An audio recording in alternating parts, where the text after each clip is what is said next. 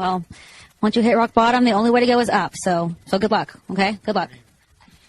You say rock bottom, but, like, it just seems like things keep getting worse. What is rock bottom? Who decides what's the bottom of all this? I mean, seriously, you go, okay, today is Friday, and I woke up in Cleveland, and I'm going, how much worse can it get? Don't pound me down, you piece of shit! Shut your mouth! Look at me, Tony! Look at me! I want you to fire me! You fucking mark! Fire me! Fire me! How you think they gonna feel when they introduce your boys? That's the new WWE Undisputed Tag Team Champions. I don't know, Ooze. They might be cheering. Yeah. They might be booing. Yeah. Little kids might be crying. Oh, yeah. We got grown men out there crying. Yeah. But they still might be hating on the Usos. Hating on us. Why? Because we went out there and did what we said we was going to do. Yeah. Buffalo, all your babbling is interfering with my machine. So for the next few minutes, please just do me a favor and kindly shoot. Why is it that most of the people who are against abortion are people you wouldn't want to fuck in the first place, huh?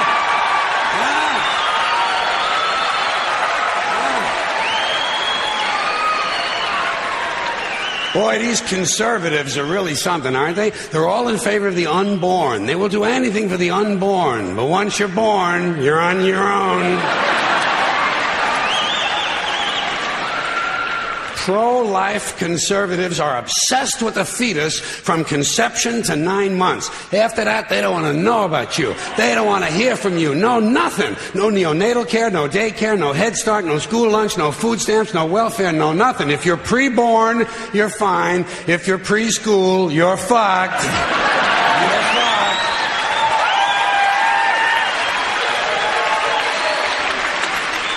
Conservatives don't give a shit about you until you reach military age. Then they think you are just fine, just what they've been looking for. Conservatives want live babies so they can raise them to be dead soldiers. Pro-life. Pro-life. These people aren't pro-life, they're killing doctors. What kind of pro-life is that? What, they'll do anything they can to save a fetus, but if it grows up to be a doctor, they just might have to kill it? They're not pro-life. You know what they are? They're anti-woman. Simple as it gets. Anti-woman. They don't like them. They don't like women. They believe a woman's primary role is to function as a broodmare for the state. Pro-life. You don't see many of these white anti-abortion women volunteering to have any black fetuses transplanted into their uteruses, do you? No, you don't see them adopting a whole lot of crack babies, do you? No, that might be something Christ would do.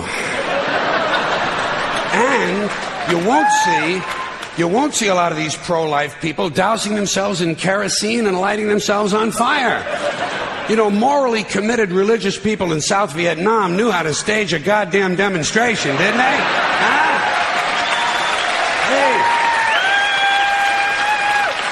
Hey. They knew how to put on a fucking protest. Light yourself on fire! Come on, you moral crusaders, let's see a little smoke to match that fire in your belly. Here's another question I have. How come when it's us, it's an abortion, and when it's a chicken, it's an omelet?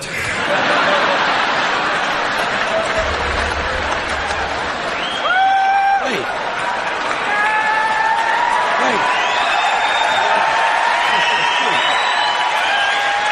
What? Are we so much better than chickens all of a sudden? When did this happen, that we passed chickens in goodness?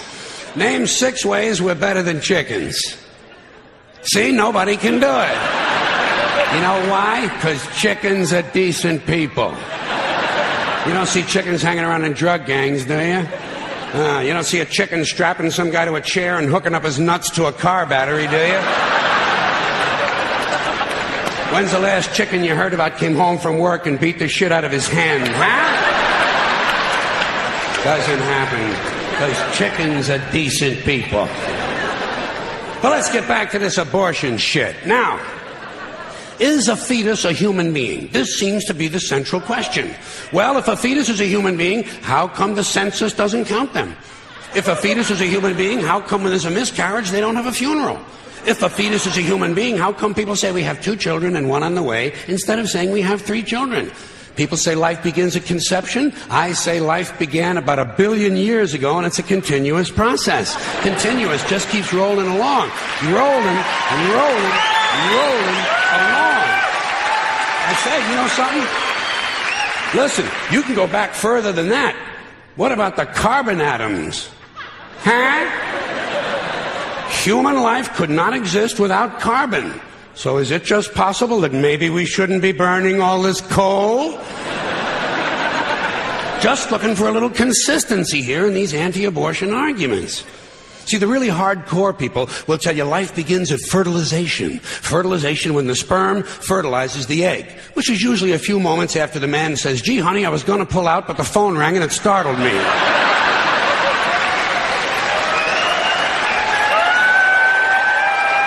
Fertilization. But even after the egg is fertilized, it's still 6 or 7 days before it reaches the uterus and pregnancy begins. And not every egg makes it that far. 80% of a woman's fertilized eggs are rinsed and flushed out of her body once a month during those delightful few days she has. They wind up on sanitary napkins, and yet they are fertilized eggs. So basically what these anti-abortion people are telling us is that any woman who's had more than 1 period is a serial killer. Consistency. Consistency. Hey, if they really want to get serious, what about all the sperm that are wasted when the state executes a condemned man and one of these pro-life guys who's watching comes in his pants, huh? Here's a guy standing over there with his jockey shorts full of little Vinnies and Debbies, and nobody's saying a word to that guy. Not every ejaculation deserves a name. Now, speaking of consistency, Catholics, which I was until I reached the age of reason,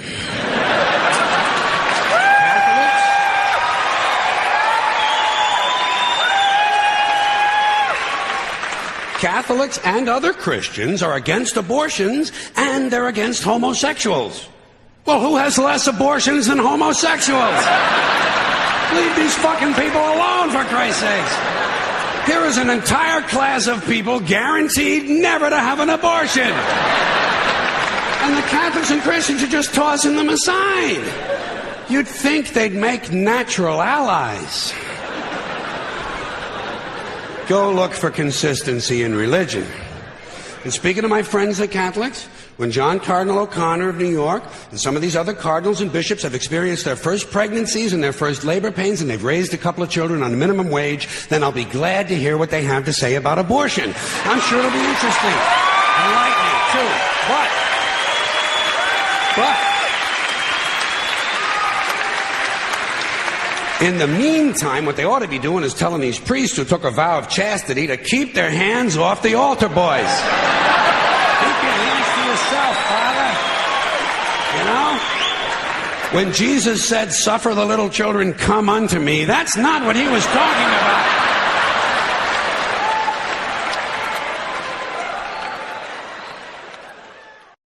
Hello, ladies and germs. Welcome to episode 317 of the Hoots podcast. It's July 7th, 2022. I want to give a big birthday shout out to my Theo, my Uncle Louis. Hope you enjoy your day, my good sir. And also happy belated birthday to my Titi Lucy. And a lot of birthdays stuff throughout my family and stuff this week. So happy birthday to everybody that celebrated birthdays out there. And first and foremost, I want to wish that everybody had a really good 4th of July. I'll get into the topic that I think a lot of you wanted me to talk about in a little bit, but I do want to hope that you guys had a good time. In spite of that unfortunate situation on Monday, and I hope that you guys had at least time to clear your head and spend some time with your families. I got to go back to the block where I grew up and hang out with my mom's side of the family, and it was pretty cool. So I just want to say, first and foremost, hope you guys had a wonderful 4th of July weekend. I hope you guys having a good week as well, and that this show is in dedication of all the families that are affected by the Highland Park shooting and everybody that lost their life during that weekend. Not only the Highland Park shooting, but all throughout Chicago. It was just a really, really unfortunate weekend to go through. So this shows in dedication to all of them, and I'll get to that a little later on as far as my thoughts on that whole thing. But we have a lot of stuff to get to this week. We got Money in the Bank to recap and talk about it this week in WWE. We'll get into that. We'll talk about the 4th of July Raw as well. A few weeks out for SummerSlam, trying to project what the match card is in my head right now of what that could look like. So we'll talk about that as well. I'm flying solo this week. Brett Carter's back on his hiatus routine. So another 2-week hiatus for Brett Carter. So it's just going to be me and you guys for the next 2 weeks. Brett Carter said you'd like to join us live on the July 21st episode of the show. So that'd be 2 weeks from now. So it's just going to be me flying solo. It's okay. Brett Carter's doing his thing. It's summertime, so he can have all the highest time he wants. So, by the way, be sure to follow Brett Carter on social media stuff at Derek Stoughton, and of course on Instagram, Jericho06. It's Jericho with a D instead of J. And by the way, Brett Carter is not a wizard. I mean, he is a director of operations, but who the fuck wants to be a wizard? Like, let's be honest. Yeah, so we'll get to what the hell's wrong with AEW this week. I didn't know TBS was presenting AEW Dark last night, so we'll get into that a little later on. Yeah, so a lot of stuff to talk about this week. Again, I want to thank a lot of you who have been supporting this podcast since day one and listen to the show each week and give us feedback when you do. It really keeps my motivations going. Like I mentioned last week, I got a question about how I'm feeling and stuff like that. I'm in really, really good spirits, and I'm really happy with the success of the show and the success of the transfers and stuff like that. And when things come out of nowhere, and you get thrown curveballs in life and stuff like that, I always tell people it's very important to understand how you're going to adapt to those situations. And when you start like doubting yourself and you start questioning why you're doing stuff like this, once I reach Thursday, it's always that reminder when I wake up, like, hey, you got a badass podcast, you got a fun website, you're good at what you do in your craft. Have fun with it and appreciate what you have right now, because I don't know what the future looks like, but I know within my heart it looks bright, and that's what I can have control over. Everything else is just part of the journey, and I'm gonna make the best of my situation. If I get myself in a position where I can't be compensated for the G1, I'll figure something out. I'm not gonna let curveballs get in the way of what I'm doing. I'm in a good place right now within my heart. I'm feeling good too, and I'm just really happy right now. I'm just really excited to continue on with this show. We are close to reaching 500,000 listeners and downloads on Anchor, which is pretty awesome. And I just want to say thank you for those who participate in this Q&A session that we're about to get into, and just enjoying the show for what it is. It really means a lot to me and Brett Carter, because without your support, there's no purpose in doing this. We were at a time being sponsored by Spotify. I haven't been able to be compensated for the show since October of 2020.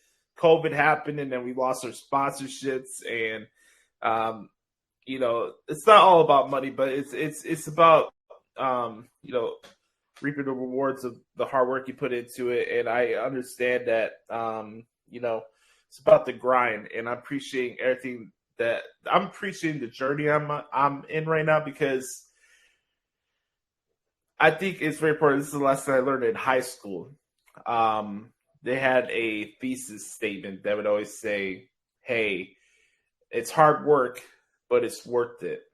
And that's my daily reminder and weekly reminder, especially when I do this podcast, that no matter what I'm dealing with, no matter where I'm at emotionally or mentally, everything I'm doing right now, the journey I'm on right now, when I reach that destination, whatever that destination is, it's going to be worth it. So, again, I couldn't be more grateful and appreciative for all of you for rocking with me for the last 6 years. It really means a lot, so thank you. Let's have some fun, shall we? Let's get to the Q&A, right?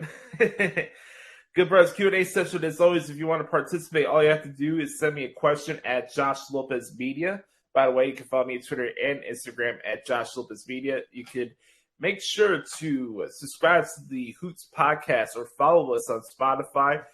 We do appreciate that. Make sure to subscribe to our YouTube channel, youtube.com/the Hoots podcast. You can see my guitar covers on there as well.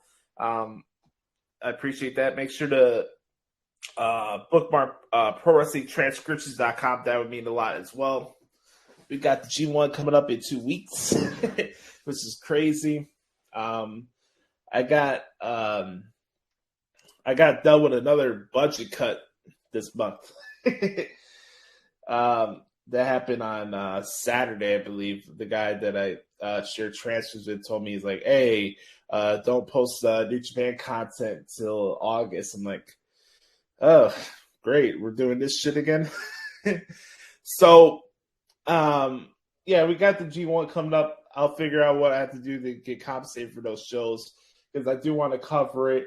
You know, I did the New Japan Cup and the Best of Super Juniors for free for you guys, and that was during that 3-month budget cut phase. And I'm just opening up about the realities of being an independent contractor. You know, shit happens. You know what I mean? And you know, I'm not gonna look for sympathy, and nor am I gonna look for a handout. I'm just gonna continue what I'm doing right now. I'm here. I'm doing the work. And that's all I can do. That's all I have control over. So let's have some fun. The Q&A this week, we got a lot of questions. So this may be a little lengthier version of the Q&A session. We got questions from Chris, Mike at Main Event Swerve, Mike Rubio. We got my good brother Stan Piopo who's sending questions this week. And, of course, Nate the Great will wrap us up as he usually does. So we'll get to that right now. Let's start off with Chris' questions. You can follow Chris Zaletta at Twitter at XTeenZaletta24X on the Twitter machine. He says, what up, Boost? Here's some questions for the Q&A this week. Best match at Money in the Bank. I think, for me, my favorite match that I transcribed from Money in the Bank was the Usos and Street Profits Undisputed Tag Team title match. I think that's probably the best tag team match that I transcribed this year so far. Collectively, I mean, there's a lot of other ones that I could have picked, like Goto and Hashi against Dangerous Tekkers at Wrestle Kingdom earlier this year, which was fantastic. You know, Motor City Machine Guns against a couple other teams that could go off the top of my head from Impact. There's been a lot of good tag team wrestling, but I think the best tag match that I typed out this year had to be the Usos and the Street Profits because that match was phenomenal. Shenanigans aside with the controversy towards the end of the match, but that match was absolutely insane, and I had a really good time covering that one. Next one, can the IWC stop with this narrative / outcry to split up the Street Profits? I really can't really pinpoint what's a narrative or what isn't a narrative with the IWC or Wrestling Twitter, as I like to refer, because they talk out of both sides of their ass so much. Like, it's so hard to like catch up at times. Like what people on Twitter are going to throw a fit about, or what they're pushing, and it's like, you want to push these talents to a certain position, and it's like this or that. Like we do, like on wrestling Twitter, there's a lot of like ultimatums directed towards these wrestling promotions, especially WWE. Like, oh, if you don't do this, blah, blah, blah, blah, blah. Yet they're still live tweeting the shows the next day. They're still talking about it for 90% of their podcasts. and we go through this never-ending wheel, this hamster wheel of wrestling content creation and social media where we say stuff, but we don't follow through with actions. And it's hard to follow through with that. What I'll say about the topic in hand is that I don't think they have to split up the street profits.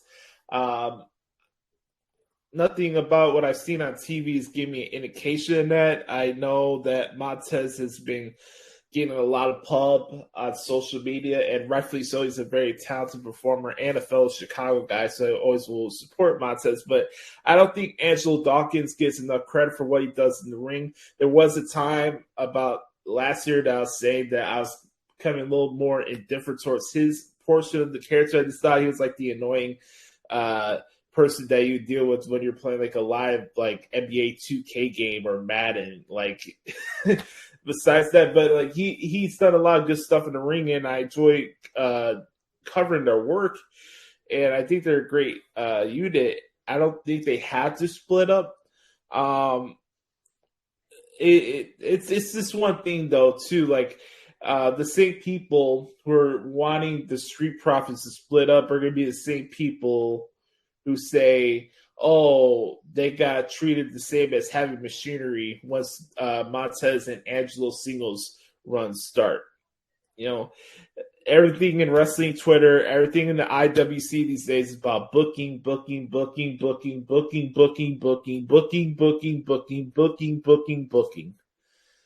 the way, booking, none of these nitwits have ever done in their entire life, by the way. Just throwing that out there. Good question, though. Will Theory hold onto the briefcase, or does it change hands? It's too early for me to say that, Chris. I do believe the company does believe in him, and they should. He's very good, and the future is very bright for him. I just think it's not even been a week since he got the briefcase, so I can't really say for now whether it will change hands. I wouldn't be surprised. I don't think him losing the briefcase hurts his character. It's going to be interesting how they play this out. I know people are probably going to be like, oh, they put themselves in the corner. Please stop talking about booking if you've never done it. You rarely hear me talk about booking on this podcast. Even with AEW, when I critique their shows, you rarely hear me talk about their booking because, again, I'm not a booker. I've never been a booker. I'm not going to pretend to sit here and insult your intelligence and tell you that I know how to book things better because none of you have done it. I haven't done it. Please, can we stop lowering our IQ scales, our IQ scores every time we do a fucking wrestling podcast? Jesus Christ. Next question. Bro, one of my fantasy leagues, I drew the 7th pick. Would you go running back or receiver? I would go receiver on that. I don't know, man. Like the running back position, yeah, it could be effective in some ways in how you map out your fantasy drafts. But for me, some of them can be fleeting, some can be misleading.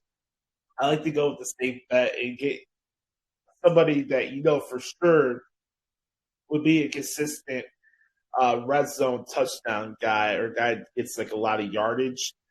So I would say for me, definitely for sure go with a receiver over a running back with you being in the position you are in your draft order.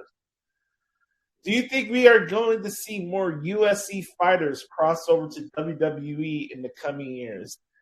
Yeah, I think so. I mentioned it before. I'm not a UFC guy. I'm not an MMA guy, so I'm like the wrong person to talk about this. But yeah, I could see a lot of crossovers. I did see the clip on Twitter of one of the fighters coming out as The Undertaker, which I thought was pretty cool. But yeah, I could see that crossover happening for sure. I mean, we also seen Paige Van Sant make her appearances on AEW recently. By the way, Paige Van Sant, very good waterfall. I wonder why she hasn't been on TV recently. Kind of odd. There's a lot of questions regarding that when it comes to AEW. We'll get to that later on. Next question. Who should Jonathan Gresham face at Death Before Dishonor for the Ring of Honor World title? I don't know, man. It's like, does Ring of Honor even have an updated page of their roster? Like, I know AEW owns it now. Now they're promoting Death Before Dishonor. It's like, great. I'm glad that Ring of Honor is still in existence some way, but isn't this like AEW Dark adjacent? I don't mean to be rude or discrediting Ring of Honor for their history and stuff. I've been a Ring of Honor fan and stuff like that, but like, does anybody give a fuck about this show coming up on July 23rd?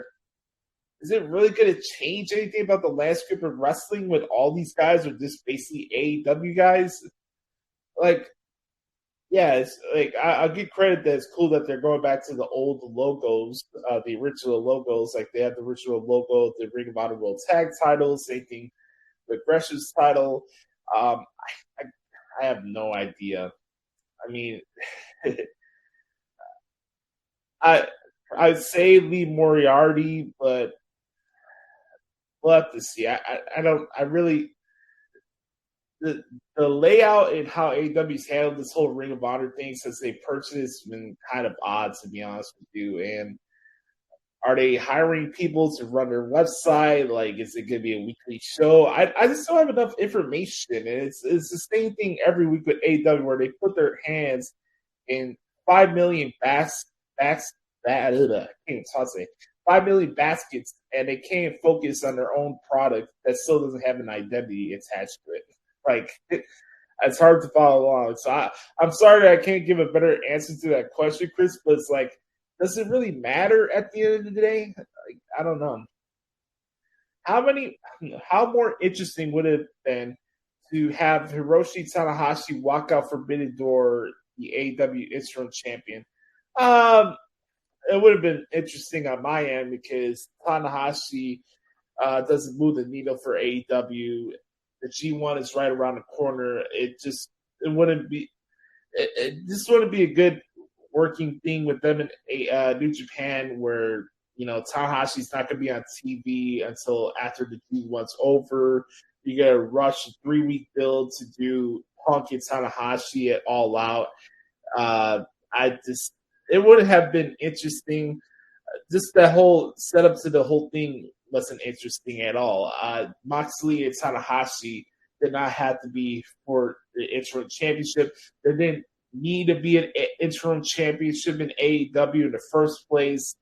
And no, I don't think it would have been more interesting if Tanahashi walked out as champion because y'all knew the drill already. All this Forbidden Door, everything in it was to prop up AEW and get Tony Khan more points towards Promoter of the Year and all the Wrestling Observer Awards that they tout every year.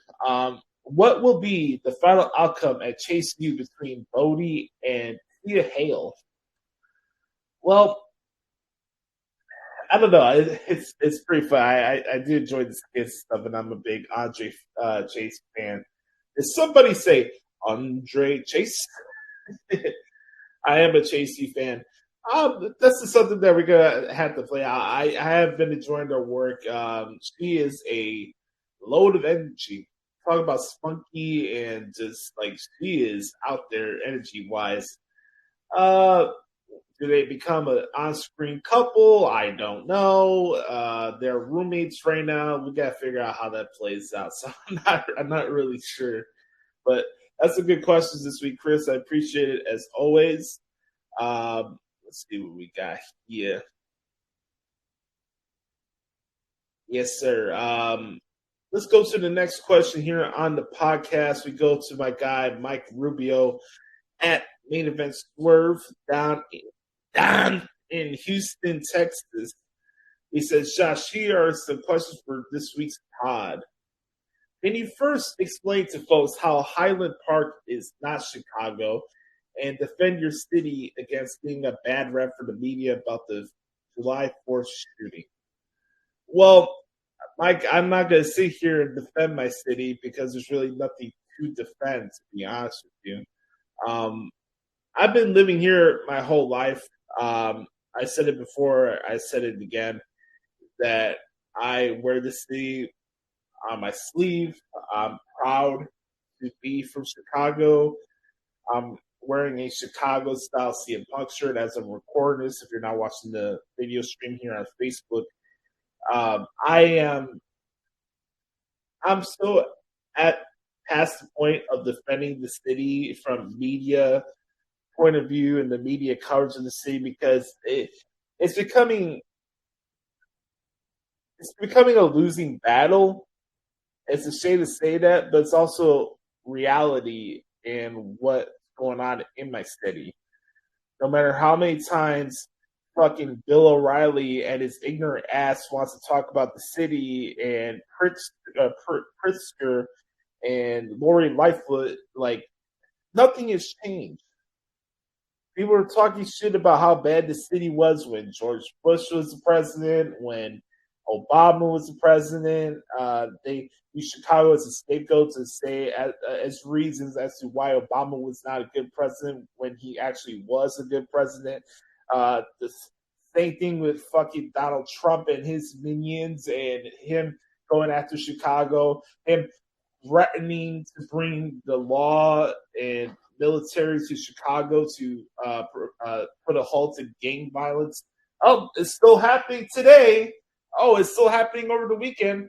By the way, did you know before the Highland Park shootings that over 60 people got shot in Chicago before that incident on Monday? 5 people also died too. I want to bring that up too, since that's something nobody wants to talk about.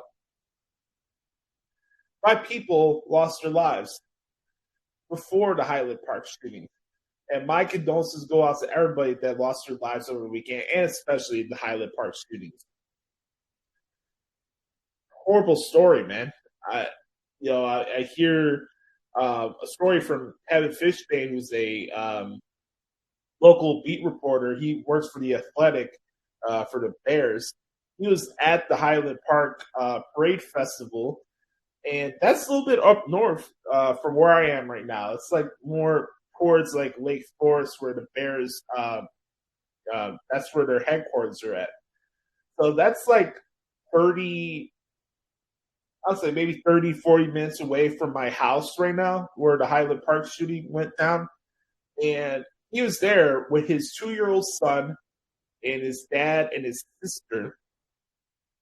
And he's telling the story on the Unfiltered show with David Kaplan the other day. This horrible story. Like, thank God nothing bad happened to them. But, you know, you hear the story about this young kid that's 2 years old where both his parents died that day, and he was found left alone. And now he won't have parents for the rest of his life while he grows up. There's nothing to defend the city about. We go through this situation where we become, again, a national embarrassment to the entire country and the world at this point. And then the next day, the conversation is about Lori Lightfoot suggesting that they should put a fucking dome over Soldier Field. What are we doing here? What are we doing here? You know, I'm at my wit's end with this shit, Mike. Like, I really am. There's something for me to say.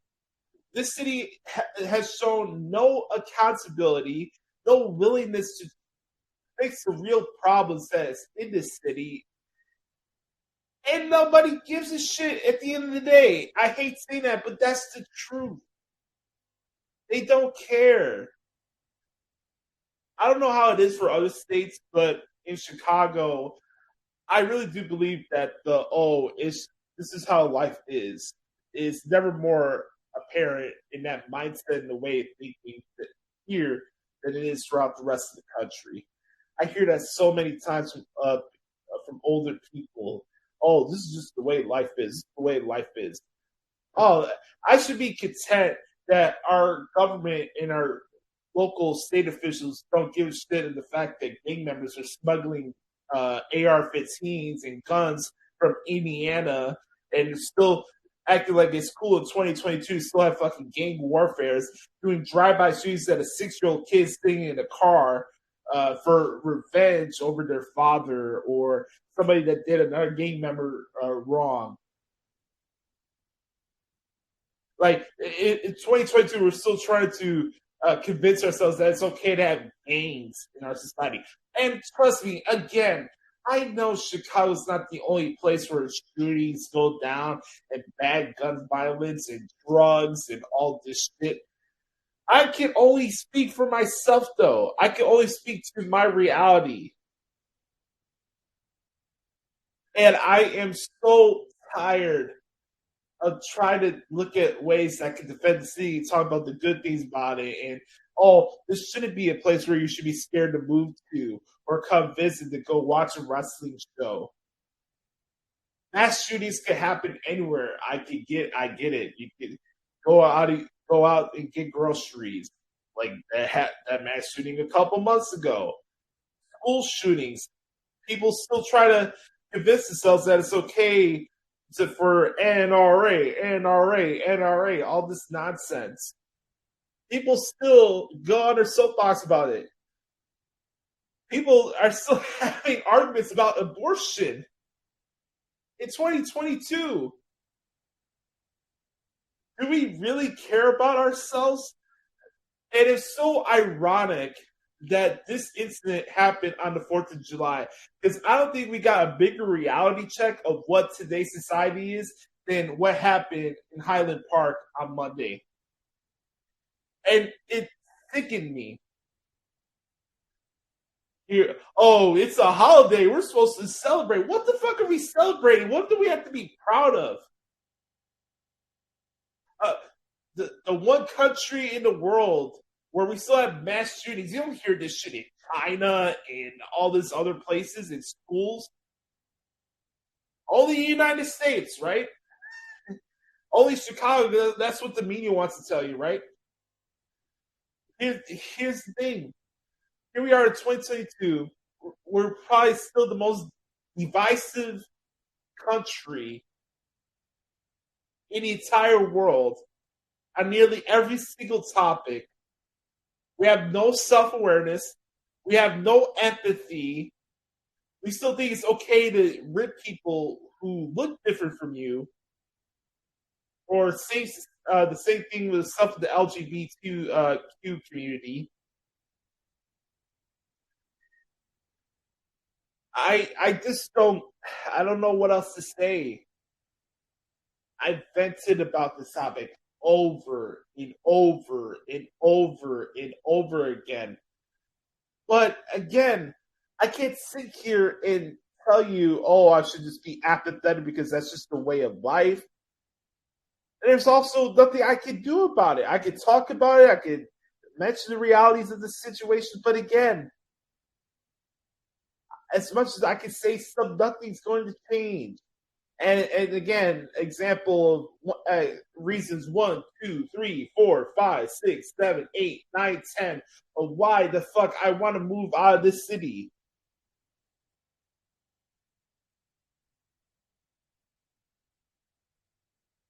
Every day, waking up, seeing news. A young kid got shot in the South Side. A kid, drive-by shooting, people I've gone to school with being shot and killed, trying to help people from getting robbed, or a friend of mine that I went to high school with got shot and killed about a year and a half ago, trying to help a girl get away from a domestic abusive boyfriend.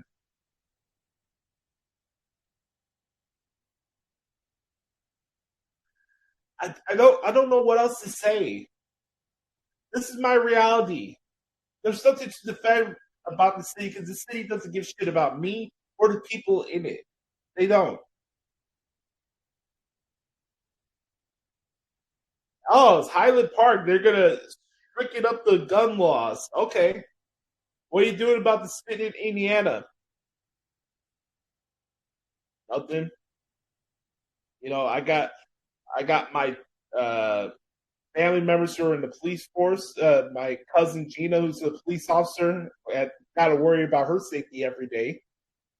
Worry about my other family members who work in the public fields and stuff like that, and thinking over the bag. Oh, is this the day I'm going to get shot at? Walking around with paranoia.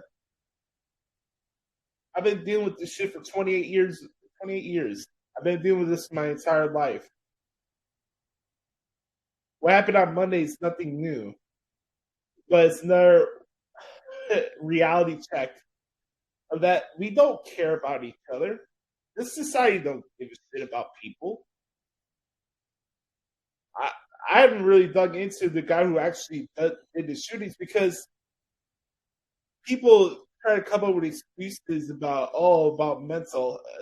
Try to use mental health as a loophole, as reasonings to go kill multiple people and shoot over 20 different people. Like, mental health is not a cop-out excuse for that. It's not. I do believe in saying the truth that a lot of issues in society today does stem from home. But it's also there's some accountability on your end too. Don't loop in mental health as a cop-out excuse to do a mass shooting and make a name out of yourself. That's not mental health. That's just you having no balls and you being a coward. That has nothing to do with mental health. I deal with depression. I deal with mental health. I'm going to go and shoot a bunch of people because I feel sorry for myself. That's not mental health. That's being a jagoff. Young kid, 2 years old, lost both his parents on Monday. He'll live the rest of his life without his parents. For what? For a jagoff who wants to dress like a chick as a disguise to pull this gun off? This jagoff with all the tattoos on his face? That's mental health? I can't speak on the media's coverage about the city because the media don't care about Chicago. They don't.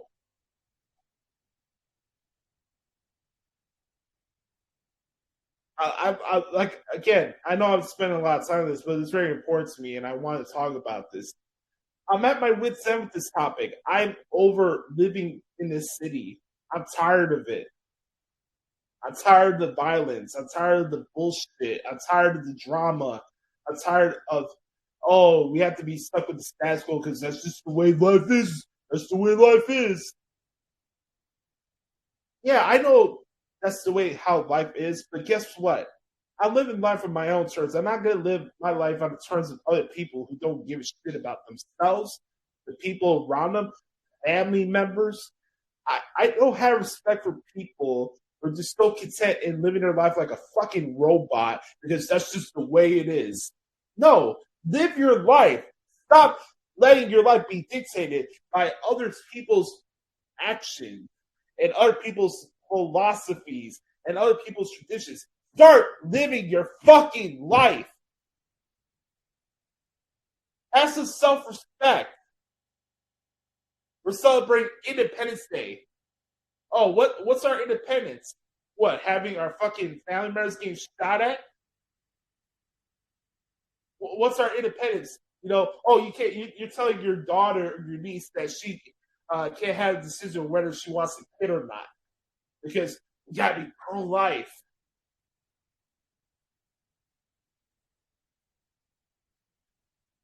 Sick of this shit, man. I really am. There's nothing else for me to say about it. Let's move on. Is there any chance Roxanne Perez wins the NXT Women's title next week after winning tag team gold at Great American Bash? I say no because it's too much too soon. Yeah, I'm in agreement. I don't see her winning the title. I don't. Take a quick swig of water there. No, I don't see her win the titles. I think it'd be a good match, and her and Manny will have a pretty good match. I wonder if that's going to be the main event next week. I think it should, but too much too soon. And to be honest, I need to see more of her promos and stuff. And like I could appreciate the stuff that she does in the ring, but she does come out very generic with her moveset. I will say that. But yeah, I do not see her becoming the NXT Women's Champion next week. I don't. How would you bring Bayley back to WWE TV, possibly before SummerSlam? Also, how should Rhea come back when she returns? Do those two feud? Well, Rhea will go back to what she was going to do with Bianca Belair, so I'm not really concerned about Rhea's that's going to be established. I think when Rhea does come back, and hopefully soon, she'll probably fight Bianca at SummerSlam. As far as Bayley is concerned, I would have her come back and get to a program with Charlotte. We'll see how that goes. But I would have Bayley come back. I wouldn't rush her into any title programs as of yet, but I can see Bayley coming back soon. And if she were, I would have her in a program with Charlotte. And also, I would bring Bayley back as a babyface. But that's just me. What do you think of Shossie's performance at Money in the Bank? Look, this was a topic I was not looking forward to talking about this week because, again, I don't want this to be a negative fest, but, it's a reality check here. Wrestling Twitter ain't shit. Look, anybody that's expecting a ladder match to come off like Steamboat and Savage at WrestleMania 3, I think you're being delusional to yourself. I really believe that. If you really think that a ladder match is supposed to come off silky clean like Cody Rhodes and Seth Rollins at WrestleMania, or Eddie Guerrero and Rey Mysterio, or Kurt Angle and Shawn Michaels at WrestleMania 21, I don't know what you're watching. Ladder matches are unpredictable. But in fact, for all of you nimrods out there that ran Shotzi Blackheart off of Twitter, say that she should lose her job, get fired, all this stuff. Look, stuff happens. It's a ladder match.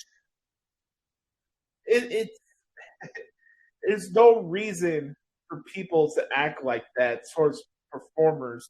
It's like, yeah, she joked at herself that she was looking forward to seeing her stuff on Botchamania. Stuff happens, but I don't get where the ego and the bravado some of you act on wrestling Twitter. It's just absolutely amazing to me that you think you can just say anything you want with no consequences.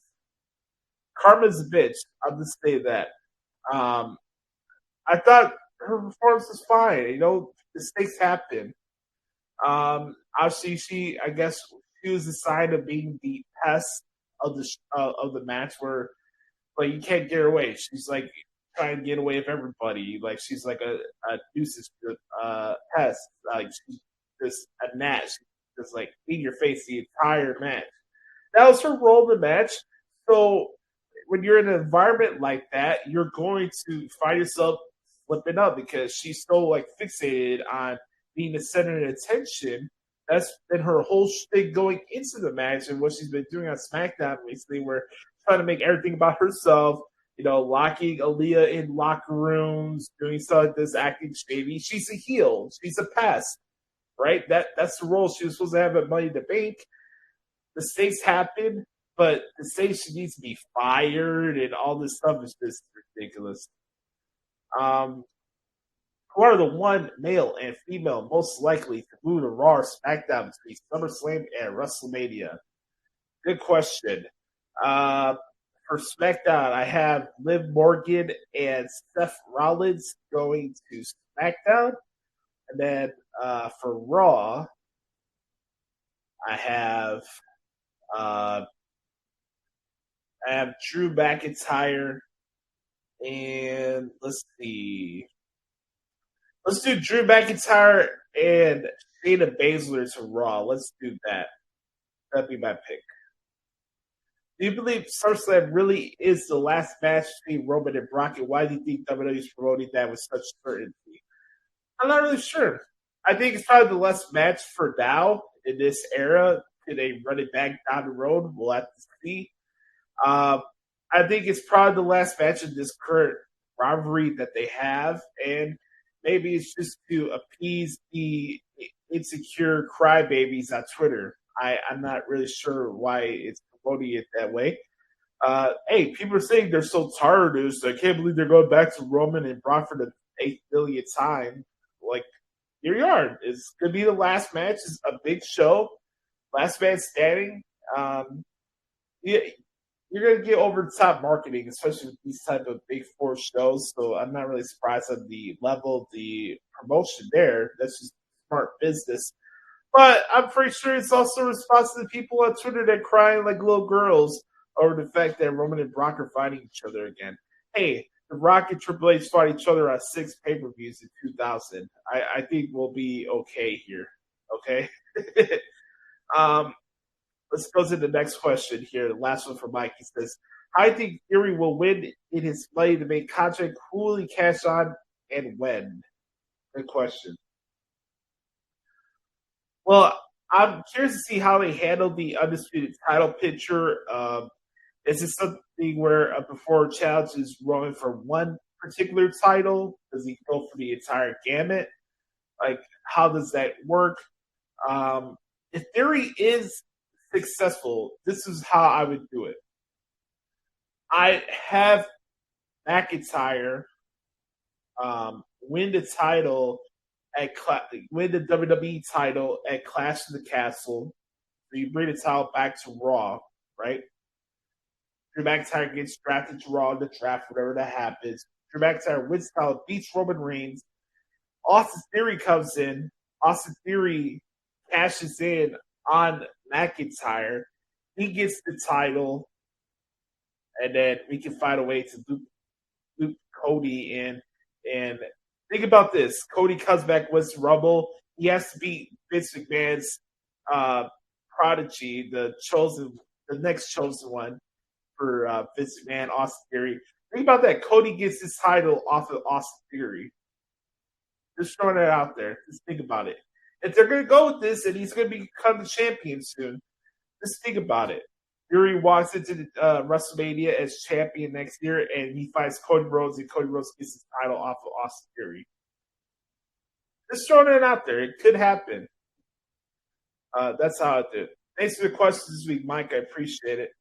Let's go to our next set of questions here. It comes from the good brother Sam Piopo at Second C. Sam. What's up, good sir? He says here, questions for the show. Do you think Liv Morgan's cash-in was rushed? Do you think she holds the title past SummerSlam?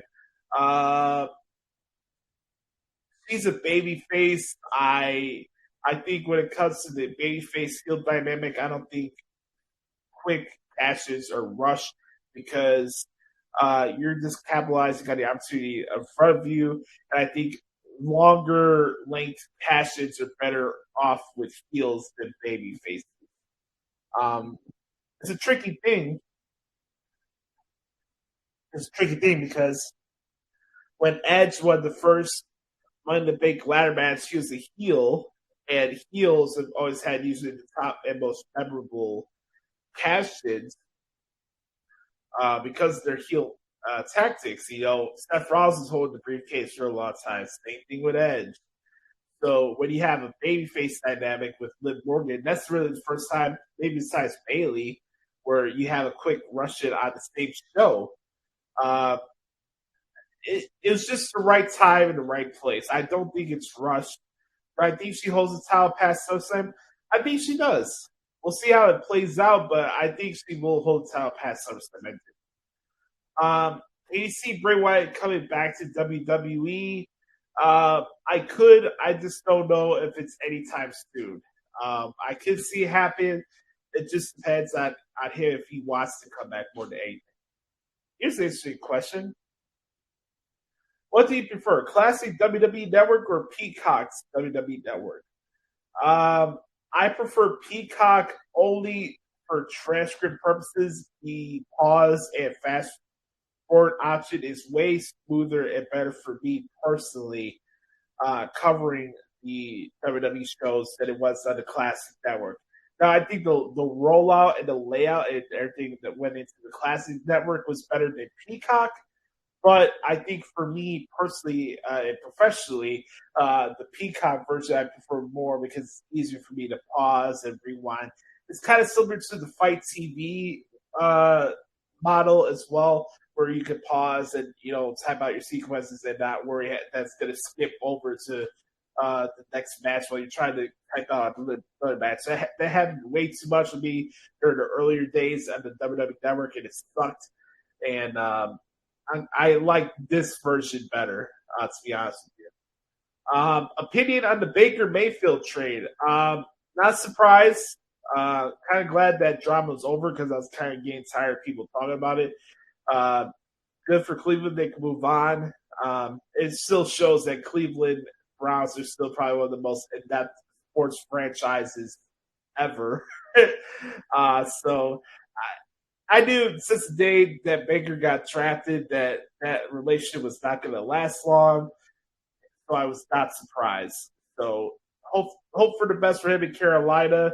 They look like they've been kind of dysfunctional and fugazi themselves and how they've been handling quarterback situations down there in Carolina. So, hey, NFL gets their petty matchup for week 1 because it is the Browns at the Panthers at week 1. So that should be pretty interesting. All right.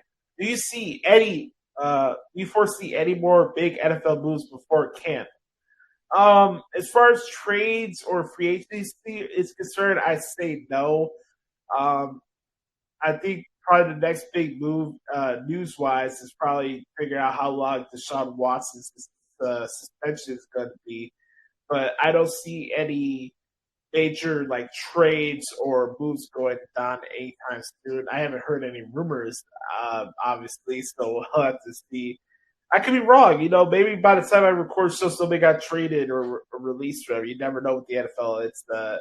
It's kind of like wrestling. NFL never stops, so I don't see any big news, but I wouldn't be surprised if something happens. Let's see a Bears schedule breakdown. I have them at 6 and 11. All right, that's a good question. I can answer that. Let me pull it up here, actually. Bears 2022 schedule. Yes. Just 1 second, guys. doing this live. All right. Week 1, 49ers at home. I have the Bears winning it. That's 1-0. Week 2 at Packers, loss. Week 3, Texans at home, win. Giants in New York. Noon time, I say a win there as well. Started off 3-1. At the Vikings, week 5, I got that as a loss. Washington Commanders come in on the Thursday night. I think that'll be a sloppy game, but I do have the Bears beating the Commanders on that night, so that's 4-2. Bears and Patriots on Monday Night Football, that's a loss. That's 4-3. Cowgirls 4-4. That's a Sunday afternoon game in Texas. Dolphins come to town on week 9, November 6th. So I got that 5-4. Bears go to the road at the Lions. They lose back to 5-5 at week 10. On the road at the Falcons, I got the Bears winning that one. I think Russ Fields can beat Marcus Mariota. So yes, I had the Bears beating the Atlanta Bears. Also, New York Jets on the road. Let's make that another W as well. Let's make that 7-5. Packers come to Chicago December 4th. Yeah, until the Bears beat the Packers, I'm just going to go with the Packers at default. I'm tired of getting my hopes up when it comes to that. So make that 7-6. Go to the bye week at week 14. Back at it with the Eagles coming to town. I go with 8-6. No, actually, I have the Eagles beating the Bears again. It'll be 7-7. lose to the Bills on week 16, 7 and 8, and then week 17, go to the Lions. You know what? I gotta flip this over. So I mentioned the last game earlier. That game is actually in Chicago. Make that a win. So they win the week 4 matchup with the Lions, but they lose this one in week 17, 8 and 8. Okay, there. And then Vikings at home. I find it interesting that we have a home season finale. We always go to freaking Minnesota all the time. So I find it interesting. But Sam, I am going as the Bears to be 8-9 this season. That's my record for the Bears this year. I think they'll be better than people expect. But for me, I am going to go with the Bears as 8-9. That is my prediction for the Bears this season. So there you go. All right, let's get back to Sam's questions as we were going here. With Eloy Jimenez back, are the Sox going to turn around a lackluster first half of the season? I certainly hope so. Hopefully they can pick up some momentum before the All-Star break. They've dealt with a lot of injuries. So hopefully things turn around soon, so I'll say yes. If you're Jed Hoyer, would you trade Wilson Contreras? I only say yes because I don't know whether the Cubs are going to be a sustainable group like they were a few years back by the time, those new nucleus of good young talents come in. Is Wilson Contreras still going to be the guy he is right now by the time the Cubs become a good team again? I don't know. Obviously, he's the best player that they got right now, but is it sustainable? It's a different position, but catchers I don't think have as long longevity as being the main guy on a team than they would like a first baseman or somebody who played the outfield. So it's a little different predicaments there. But I think I would only trade Wilson Contreras because it's also reality that by the time the Cubs become a perennial playoff team again, whenever that does happen, they will. I don't think Wilson Contreras will be the same player that he is right now. Next question. Why was it okay for Christian to bring up Jeff Hardy's addiction, but not okay when Davis brought it up? Well, Sam, your question is as good as mine because it wouldn't be an AEW show without double standards and reaction attached to it on social media. I say this every week. Nobody applies double standards more than wrestling Twitter when it comes to AEW, WWE. But hey, AEW can do no wrong because they got that TV 14 rating, right? There's no more clear double standard than that. You have Christian bring up Jeff Hardy's suspension and the fact that he got arrested again as a heat to further his issues with Jungle Boy. But what Sheamus is doing, and they're having a grudge feud, it's the end of the world. Pick your lane of what you want to be salty about these days, folks. I think it's better to be authentic and real than, dishing out hot takes and throwing out these semantical rants about stuff and trying to play the morale police when you, at the end of the day, are a hypocrite. You talk out of both sides of your ass. You'll say one thing is horrible for one company, but praise the other company for doing the same exact thing. It amazes me to this day. Everyone saying that I'm no longer Second City Sam says I'm a Hoosier now. Do I need a new nickname? Well, honestly, you can never take the Second City out of your body. It's built with you for the good and the bad. So I think you'll be in agreement with that. No, I wouldn't call you Sam Hoosier. But hey, you made your decision. I hope things are going well with you out there in Indiana. Make sure to give me Next time you're in Chicago, next time I see you in person, Sam, make sure to scoop up some pierogies out there. They sell a lot of good pierogies out there in Indiana. So if you could hook up a brother, I would really, really appreciate it.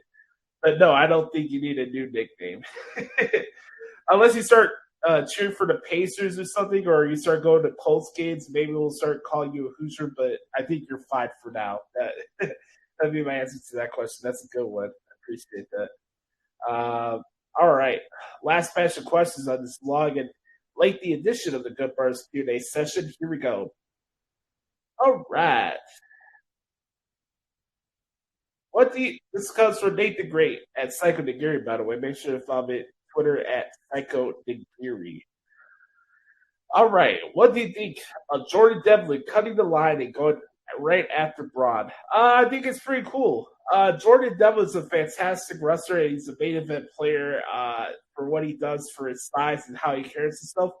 He is an ace. I don't think he's the ace, but I'm a big Jordan Devlin fan, and I think strike when the iron's hot.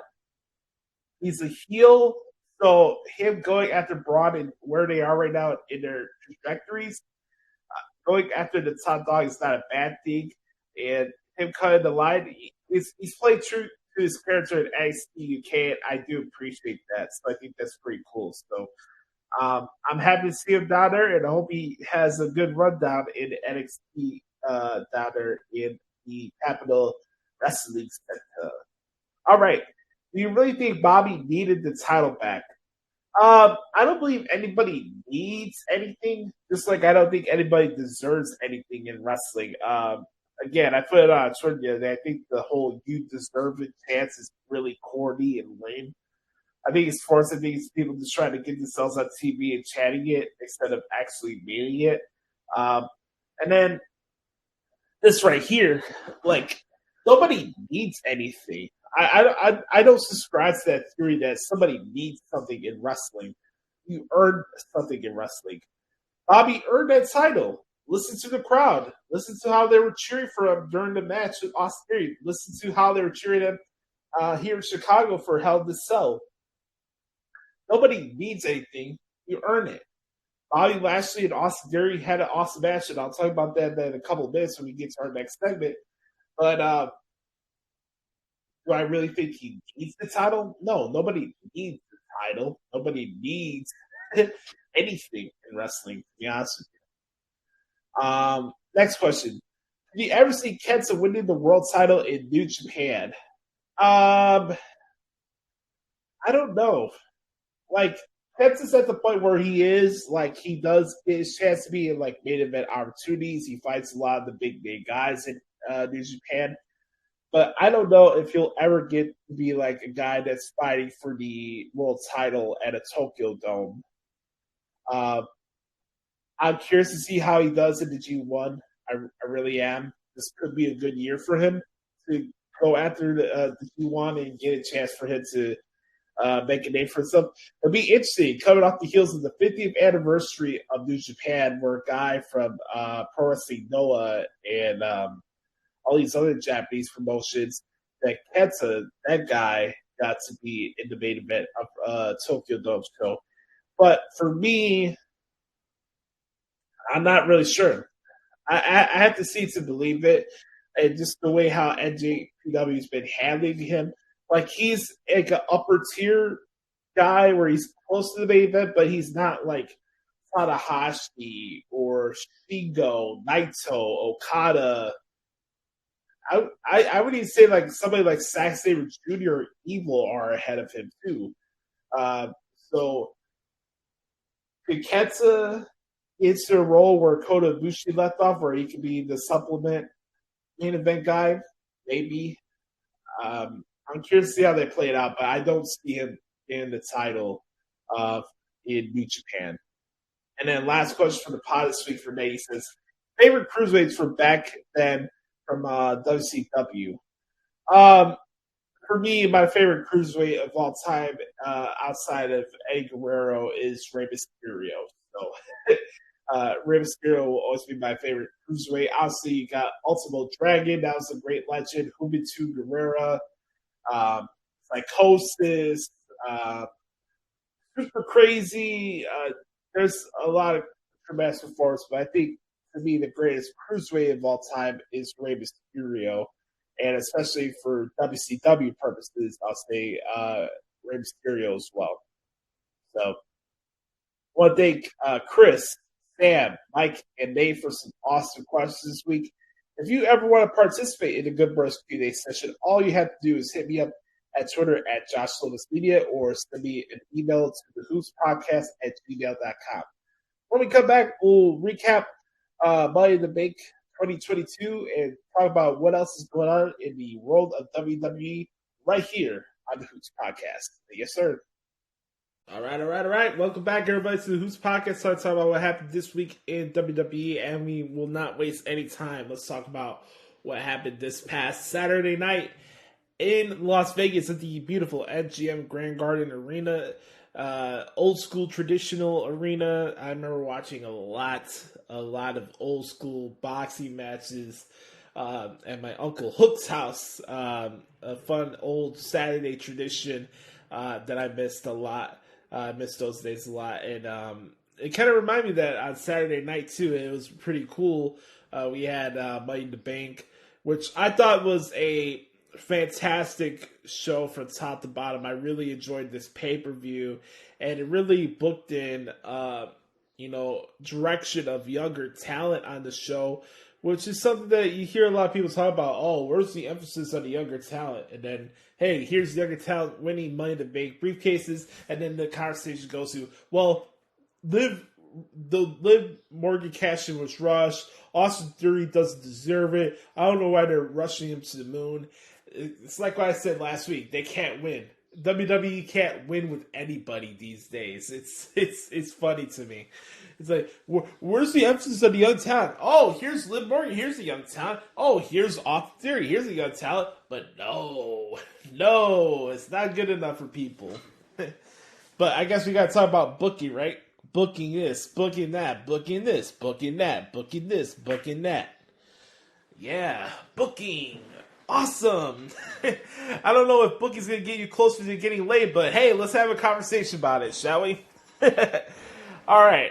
So we started off with the Women's Money in the Bank ladder match.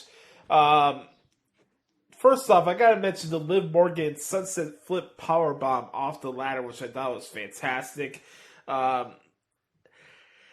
I got to say this, it was not a good night on commentary for one Corey Graves. I will attest to that. As a guy who happens to like his commentary here and there, I think his recent work has been a lot of hit and miss recently, and I don't know if it's something where the Bucky Beaver Boy in the truck or Vince wants him to be so over the top and just cutting people off and over talking, but it's like, fuck, you let Jimmy Smith do his job? Like, holy shit. And like, sometimes with him and Saxon the bickering, it like takes away from the match. I'm trying to watch something and I gotta hear two petty dudes just arguing about shit that doesn't matter with what's happening inside the ring. And I get it, in nature, Graves is snarky and sarcastic and stuff like that, but it's like, let the people call the damn match and just say what you need to say. So, yeah, I did not think it was a good night on commentary for Graves. It was, however, for Michael Cole and Pat McAfee, which comes as a surprise to nobody. I saw that video, their reaction to Liv Morgan cashing in, which was pretty cool. But, yes, indeed, Liv Morgan indeed won the Women's Money in the Bank ladder match.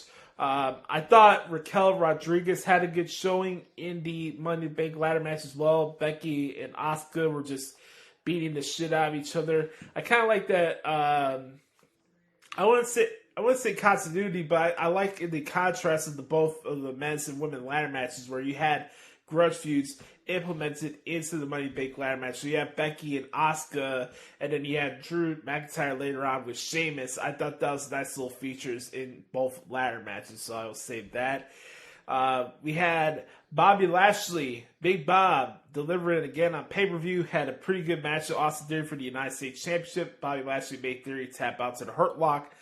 All fair game. The crowd's rocking with Bobby. And Bobby's on a roll right now. He's doing some of the best work of his career right now, and I'm very happy for him. Because there was a lot of people a few months ago that are like, Hey, man, I don't know how Bobby's going to be without MVP.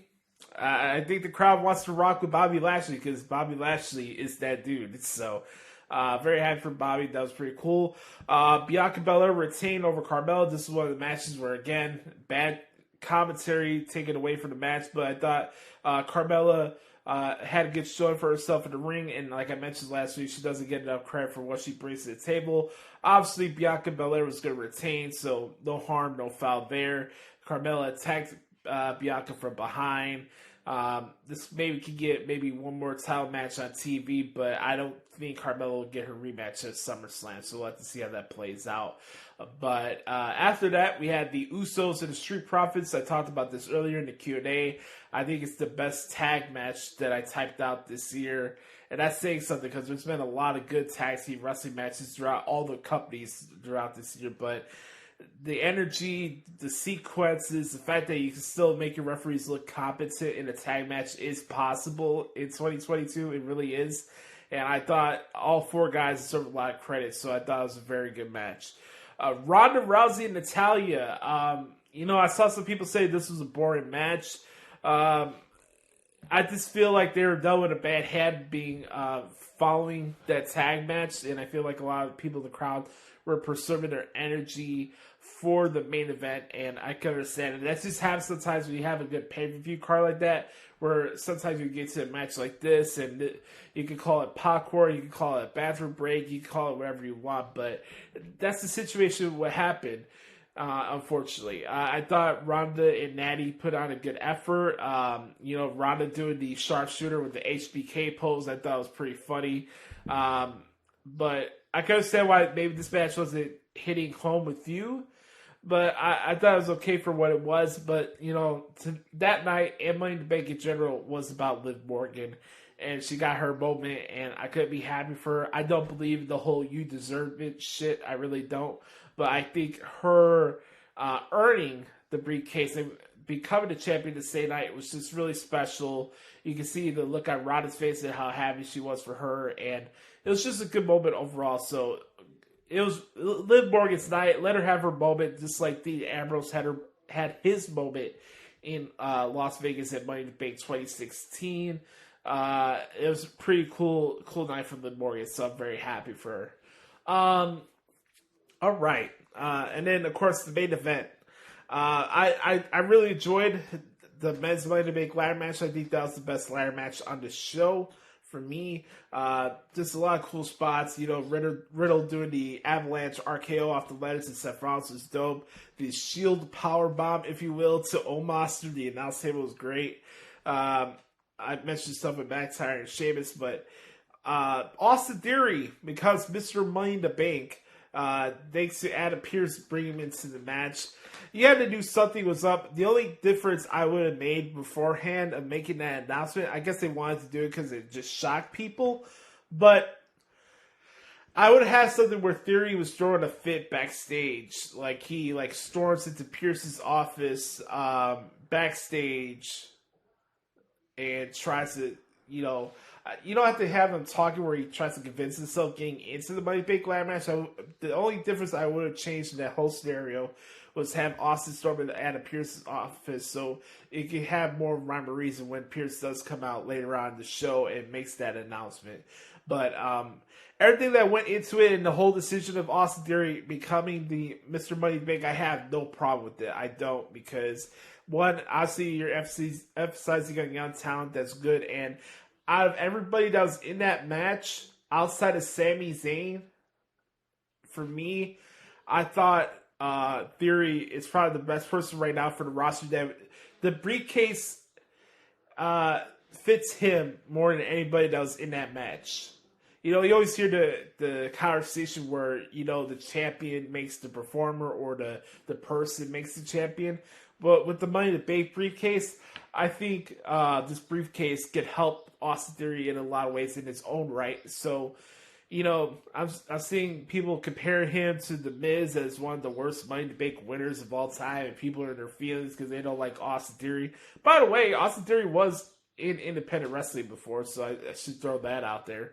I'm sorry that he's not maybe one of your indie darlings that didn't win the match, but outside of Sami Zayn, and if Austin Theory was the alternative route, I have no issue with that. It would be something if Brock Lesnar came out and just won the briefcase again like he did a few years ago, but Austin Theory got your heat, natural heat, good at what he does. Generally, people in the crowd want to see him get his ass kicked. He has a briefcase, and he has Vince McMahon in his back pocket. You got Ultimate Heel going there. Don't run away from that, and don't shy away from that either. So, I'm all for Austin Theory. Is it too much too soon? We'll have to see. You got to start pushing young talent sooner or later. And, you can't let Twitter decide on what's the right direction to start performance because they can't tell it for themselves. They're like, oh, let's ride with Drew McIntyre, and then not even 5 months into his title reign, oh, I'm so sick of Drew McIntyre. They should get the title away from him. Blah blah blah blah blah. They'll take anything you hear on podcasts and wrestling Twitter seriously because they talk out both sides of their ass. Okay, so overall, I enjoyed Money in the Bank. I thought it was a very very good show from top to bottom, and I had a good time covering it. Let's talk really quick about Monday Night Raw this past Monday night in San Diego, California. We started with the Mysterios taking on Judgment Day. Very good match. I gotta say, Raw had a lot of long matches, maybe because it was a holiday show, but very long and effective matches as well. So, you had the Mysterios in their hometown. Obviously, you didn't want to lose them. You didn't want them to lose clean there. Nor do I think this match affected the Judgment Day because I say this before. You got to get your heat back if you're going to lose on TV. But also, that's the thing with people like so thirsty to get a take out there to get likes and retweets. They're like, oh, Judgment Day got buried. Wow, because the Mysterios won by disqualification, Judgment Day got buried. Is that the route we're going with here? It was a good match. It continues their problems with each other. I had no problem with that, so that was cool. AJ Styles, The Miz, pretty decent. AJ Styles won with the phenomenal forearm. He went for, after the match, he got to brawl Tommaso Ciampa. Looks like Tommaso Ciampa struck the alliance with The Miz. I don't know if that becomes a tag match with them two against AJ Styles and Logan Paul. We'll have to see how that plays out. After that, we saw Omos throw Reggie in the parking lot in that little barbecue get-together the Street Profits put together. He threw Reggie away like they did Jazzy Jeff on the Fresh Prince. I thought that was hilarious. That was pretty cool. Let's see what else. The Liv Morgan promo this week. That set up a tag match with her and Bianca Belair against Carmella and Natalya. I thought the promo was okay. Obviously, she shared a lot of emotion and was very gay to be out there, so you can see that come off. So I think she'll come into her own as far as promos are concerned, but it was her moment to embrace her flowers that she was getting from the audience. So I wouldn't look too much into that as far as how her promo was on Monday. The match following it was pretty long, but Bianca and Liv Morgan did beat Natalya and Carmella, so no surprise there. Liv Morgan won with the Oblivion. Seth Rollins and Ezekiel. This was one of my favorite matches from Raw on Monday. Like I said, Raw had a lot of good matches on there and a lot of lengthy matches, but Seth Rollins won with the curb stomp after the match. Seth Rollins tried to go for another curb stomp, but Riddle dropped him with an RKO, so it looks like we'll get Riddle and Seth Rollins at SummerSlam. I know what went down with the whole Otis thing, and yeah, that wasn't necessary or it's something I needed to see, but the trios match with Lashley and the Profits against Theory and Alpha Academy, another good match. Was fantastic. Lashley won with the spear. Otis was obviously just not in a good place because he was doing the hot dog eating competition. By the way, Gunther laying out R-Truth on 4th of July as he was dressed as Uncle Sam is just absolutely hilarious to me. I thought it was pretty funny. All right, and then obviously we have the main event. Becky Lynch against Asuka in a no-holds-barred match. Becky Lynch won with an avalanche manhandle slam through the table.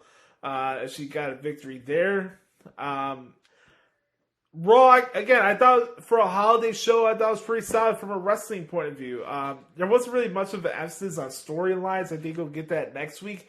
But for being a holiday show, you kind of got a house show feel to it. And you got some pretty solid TV wrestling matches out of it. So it's not really that bad. I wouldn't say anything I would go back and watch or something must see. But I think Raw was pretty solid on Monday night for it being a holiday show. Here's the updated card really quick for SummerSlam. We got Bobby Lashley and Theory in a rematch for the United States Championship. We got The Miz and Logan Paul. Pat McAfee against Baron Corbin. Roman Reigns against Brock Lesnar in the last man standing match for the Championship. I mentioned Matt Riddle and Seth Rollins. I can see that happening. You can add Bianca Belair and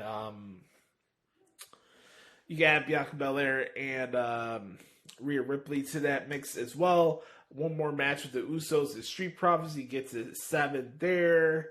I think SummerSlam could at least probably be maybe an 8 or 9 match card, I think, in Nashville. I can see that happening. Maybe get Drew McIntyre and Sheamus one more time. They could have another match.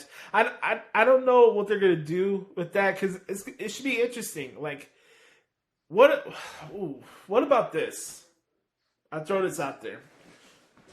Would you guys be down for a 4-way match for the IC title where it's Gunther against McIntyre, Sheamus, and Ricochet? You get the guys on the show. You get them on the card. I think it'd be pretty cool. I just don't know if you want to do 2 no-holds-barred style matches on the same card. Because if you do McIntyre and Sheamus, that's probably going to be a no DQ match on that show. So I think for me, I would do McIntyre, Sheamus, Gunther, and Ricochet for the IC title. Obviously, Gunther would retain there, but it'd be an interesting match. I'm just throwing it out there. Would you be down for that 4-way? Because I think that'd be pretty cool. That's my thoughts so far on the SummerSlam card, and then really quick, a little quick preview for NXT UK today. By the way, Trent Seven is nothing but a stooge and a clown. Here's the card for today. We have Miko Satomura and Saray from NXT take on Xia Brookside and Eliza Alexander. Trent Seven, speaking of stooges and clowns, will be taking on Tate Mayfairs. We have the Primate taking on Josh Morrell. Then the main event, Kenny Williams, the Cockroach. Kenny Williams taking on Tiger Turan. So, with that being said, that should be pretty good. NXT UK delivers the goods. Let's see. Anything else that I forgot to mention here? Hubba. No, that's pretty much it. At least it's stuff that's important to talk about. So that's pretty much it. By the way, if you haven't seen Drew McIntyre's clip with him doing training at the Tennessee Titans training facility, I think it's pretty funny. I think you should go check it out for yourself. I think it was pretty good. So, yeah, that right there, my friends, is what happened this week in WWE. All right. On that note, we're going to transition to our main event segment. What the people want, what the people need. Another restaurant quality edition of What the Hell is Wrong with AEW. Let's start this bad boy off in a 3, 2. Beat your meat, beat your meat, beat your meat, beat your meat, beat your meat, beat your meat, beat your meat, beat your meat. It's time for What the Hell is Wrong with AEW?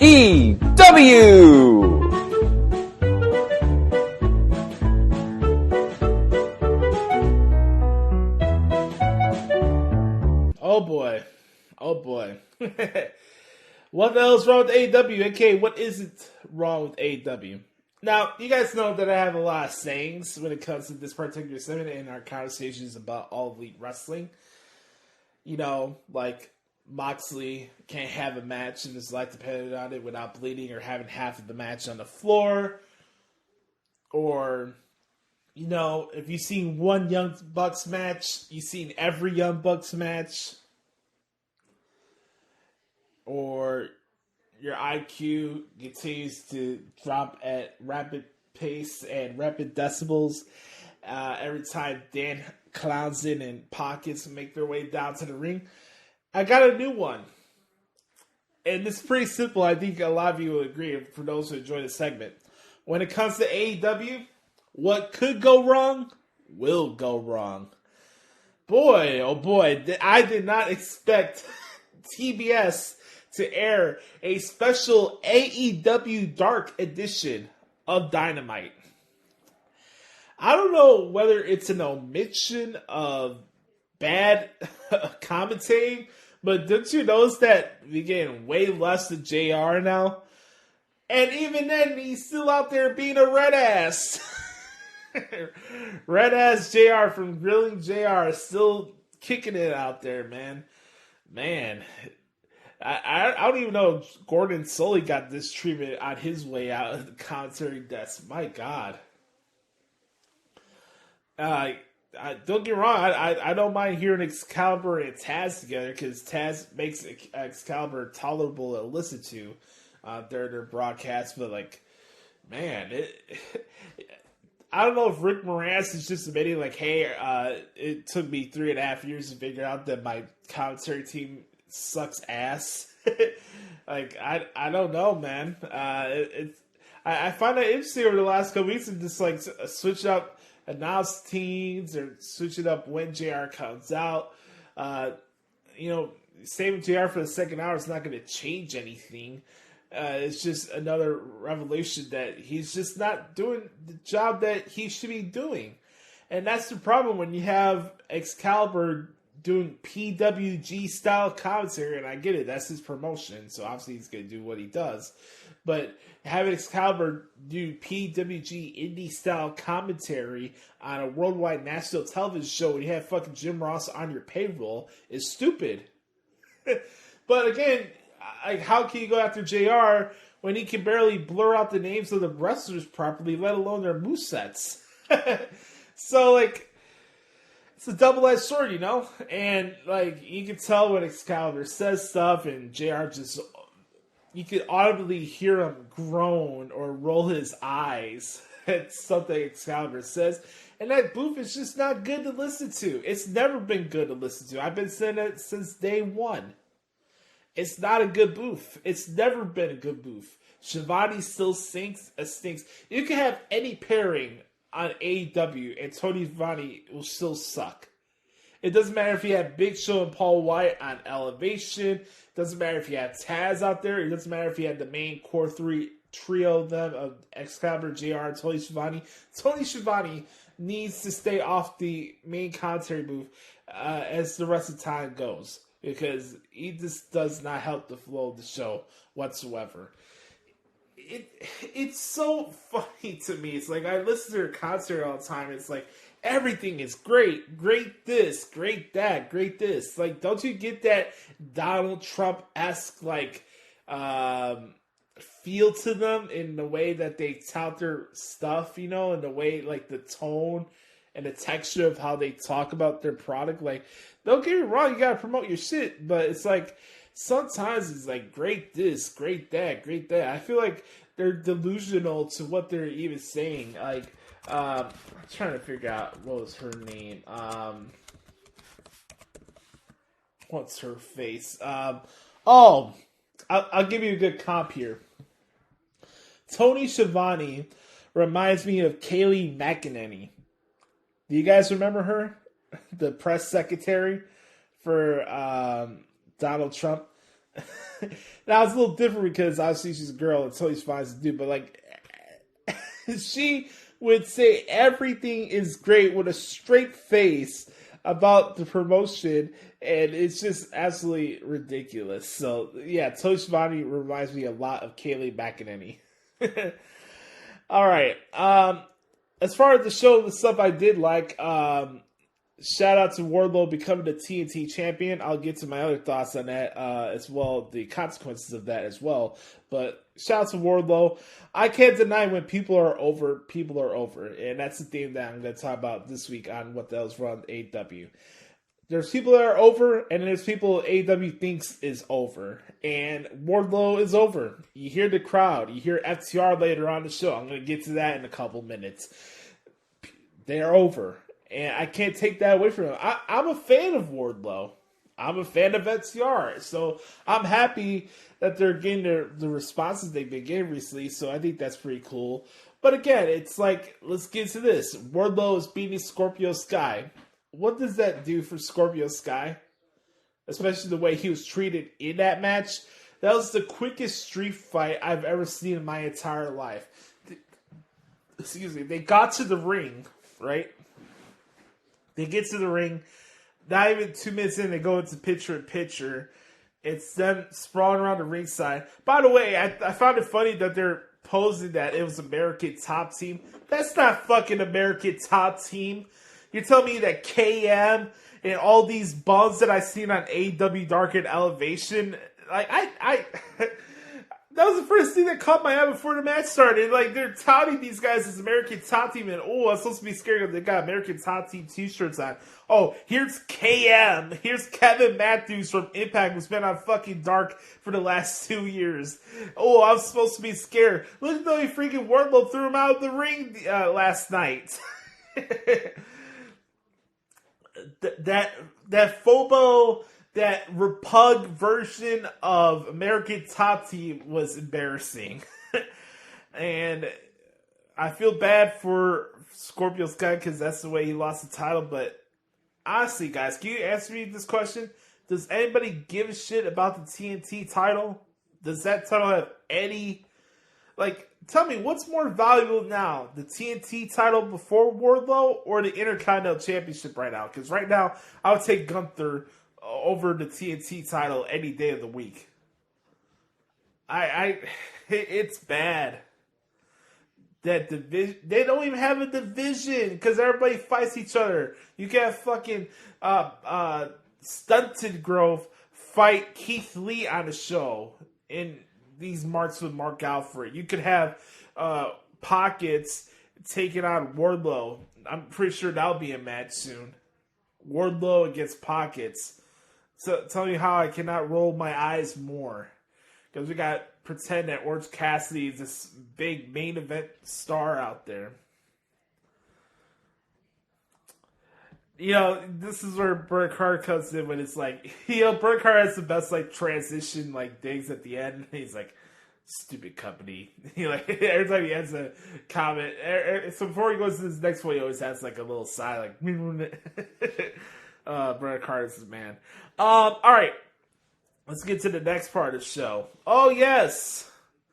How do we further along the Jungle Boy Christian Cage feud? Let's insert the running lip man. We gotta hear this shit. By a very strange twist of fate, the last month of my life has been upside down. It's been a mess. And maybe I earned that. Maybe karma's coming to get me. But I'm out here right now to make sure no one else gets taken advantage of. Not him, no one else. No. Let me tell you why you're out here, Matt. You're out here because of your massive ego. That's the reason why you're out here. All right? Everybody knows that you're a clout chaser, Matt Hardy. That's what you are. You can't stand when your name isn't in the headlines for more than 2 seconds. Right? Yeah. Hey, use everybody around you. You'll use your kids. You'll use your wife, your father-in-law, your dog Sparky, your Aunt Ginny, a dilapidated boat, a lawnmower. Hell, you'll even turn a blind eye. You'll even turn a blind eye to your brother and his issues just so you can ride his coattail for one last run. And now you're out here under the guise that you care about Jungle Boy and his family, when the fact is, Matt, when the fact is you realize that I am the hottest, most influential star in AEW, and you just wanted to be near me. And that match, that is embarrassing, but here's the thing. Your screw-up loser brother isn't even the most embarrassing thing to your family. You are. Oh, man. Christian's been doing some good stuff, man. Like, I try to be fair as much as I can here with AEW and stuff in their shows, but Christian, one of the few good things that we get on this Much show every single week. I know there's been a lot of scuttlebutt on whether they should have mentioned Jeff Hardy last night. You know, this is what you give the wrestling industry. You want to play the morale police, or do you want edgy content? So I'll leave that up to you. Keith Lee and Swerve against the Butcher Blade. Nobody gave a shit. This is being honest. This match was all over the place. Again, incompetent officiating. I didn't know you could be in the ring for 5 minutes just to do double team spots. Hey, Butcher, you got 10 fucking seconds to get out of the ring. Get out of the ring! God damn, it's not that fucking hard. It's like idiotic baseball players not understanding when or not when to steal. God damn, it's not that hard. You got 10 seconds to get out of the ring. Get out of the ring. Again, there's no accountability. This is supposed to be the sports-based wrestling promotion, and we got stupid double team spots for 5 straight minutes. Get out the fucking ring. After that, we had, of course, we didn't have an after brawl, but it wouldn't be an AEW match without some interaction after the match. Out comes Team Taz. They're whining because Keith Lee and Swerve Scott are taking their spots, and they keep claiming that they're the best tag team in AEW. Out comes I'm a Tough Guy, Matt Jackson, and Balding Buck himself, Nick Jackson. They come out on stage and they say this. You two teams are very good. Matter of fact, at Double or Nothing, you guys had one hell of a match. It was 4.5 stars. That's unbelievable. I can't believe we got to this point. We got to the point where we're mentioning star ratings from fucking Seltzer! Oh my god. I'm not playing the rest of that because I'm going to have a freaking brain aneurysm if I continue further. So, guess what's next week, everybody? Fyter Fest! Yay! It's Fyter Fest! Oh my god. Next week is going to be the Young Bucks against T-Taz against Swerve in Our Glory, a triple threat tag for the AEW World Tag Team titles. By the way, you got a team where they don't know if they trust each other. You got 2 heels in the tag team. Who the fuck am I supposed to cheer for? God. Okay, give me 1 second while I upload this really quick. Okay, we got it over here, I believe. Yeah, so one thing, we go from Dave Meltzer and star ratings to a conversation here with Claudio Castagnoli and Jake Hager. Listen to this. Hope I get this uploaded soon here.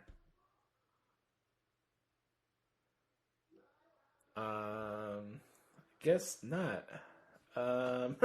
Sorry about that. I should get it uploaded here soon. And I may have him thinking he's tough, but deep down inside, he knows he's not as tough as I am. He knows he's not as hard as I am. He knows he's not a world champion like I am. You've never been a world champion in Ring of Honor. You've never been a world champion in WWE, and you're not going to be a world champion here in AEW. I am an undefeated MMA professional fighter, and it's about time I got my respect. You know what, Jake? Everybody has to say, I want my respect. Doesn't deserve no respect at all. I beat Zack Sabre Jr. in my first match. You're one of the best technical wrestlers. And then I went on, and my team, the Blackpool Combat Club, beat your team.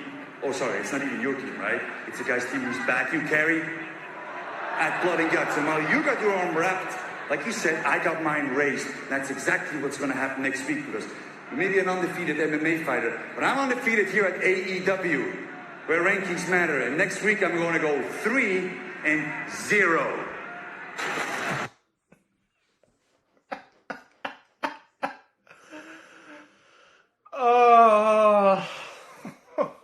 Oh, man.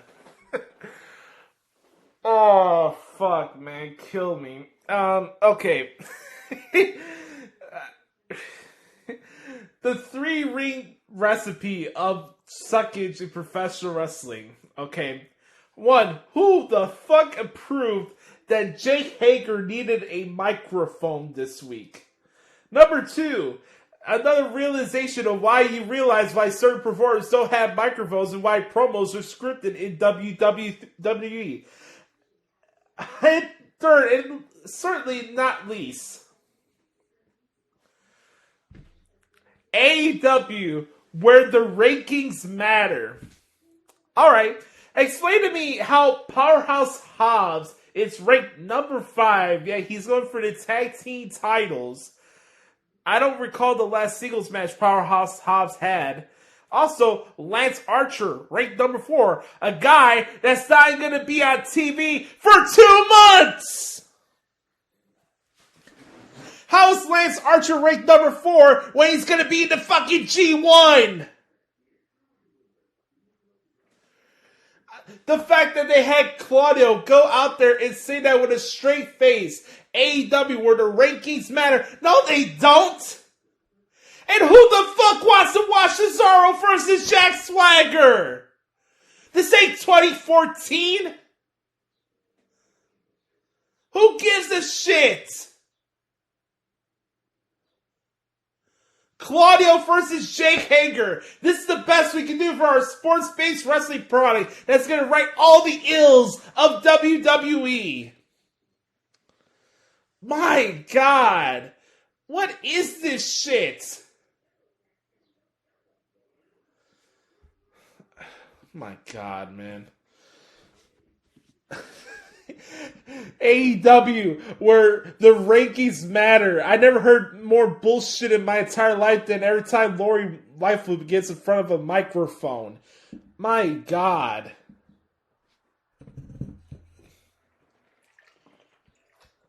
Sam, you're a smart man. You made the right decision moving out of the city.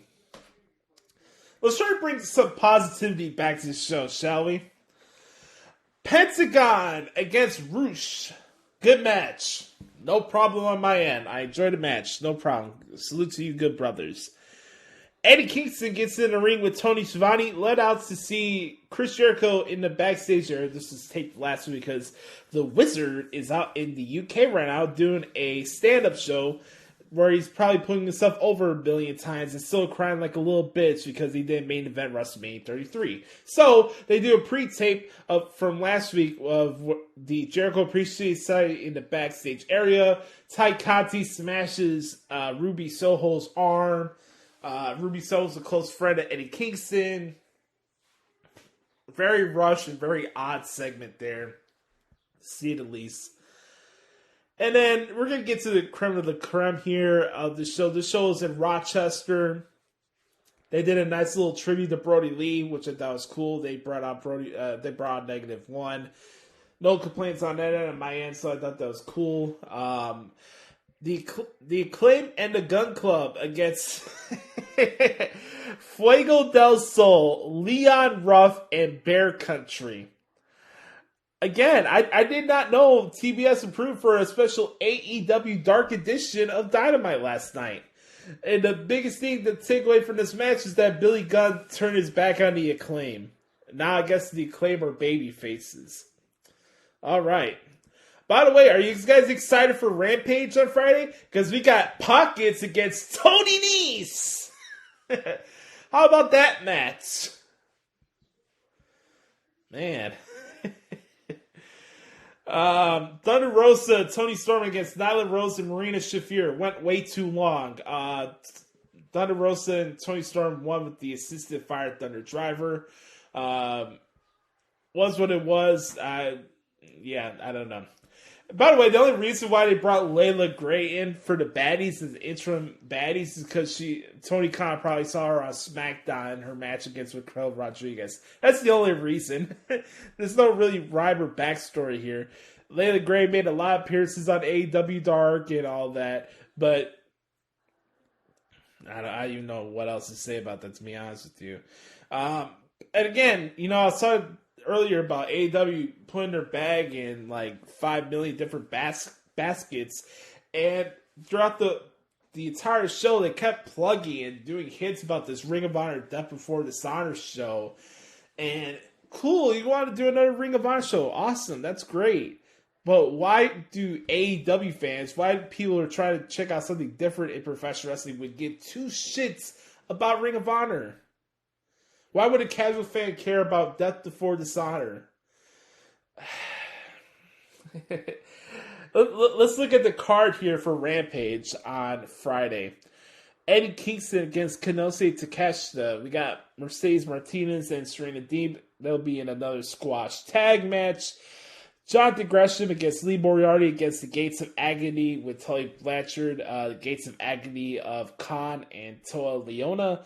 They will be known as Tully Blanchard Enterprises as well. And of course, the main event, Orange Cassidy against Tony Nese. With the stipulation is, if Tony Nese wins, Orange Cassidy will sign Mark Sterling's petition to have Swerve Strickland removed from the AEW roster.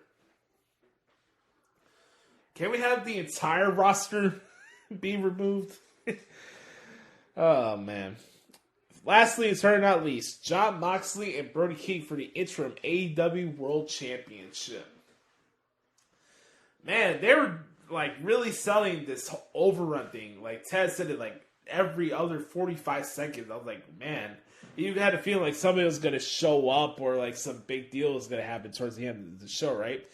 And they're like, hey, Tony Khan said, hey, we got the word from TBS. We can go as long as the match needs to go.